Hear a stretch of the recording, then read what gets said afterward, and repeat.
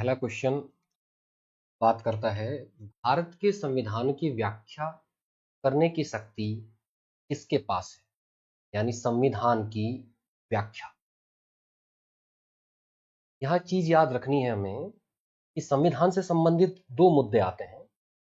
एक आता है संविधान में संशोधन,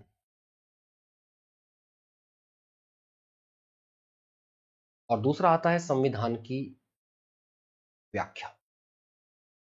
तो देखिए, जो संविधान है उसमें संशोधन करने की शक्ति सिर्फ और सिर्फ संसद को दी गई। इसको दी गई है सिर्फ और सिर्फ संशोधन करने की शक्ति संसद को दी गई है, और संविधान की व्याख्या करने का अधिकार सुप्रीम कोर्ट और हाई कोर्ट दोनों को दिया गया है। ध्यान रखिएगा, हाई कोर्ट राज्य में होते हैं, लेकिन ये संविधान की व्याख्या कर सकते हैं।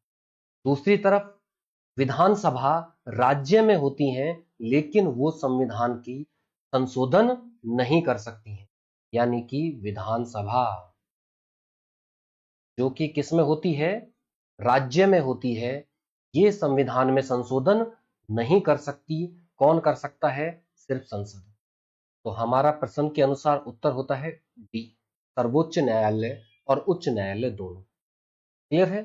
संविधान में संशोधन करने की शक्ति सिर्फ संसद को दी गई है, लेकिन उसी संविधान की व्याख्या करने का अधिकार सुप्रीम कोर्ट को भी दिया गया है और हाई कोर्ट को भी दिया गया है।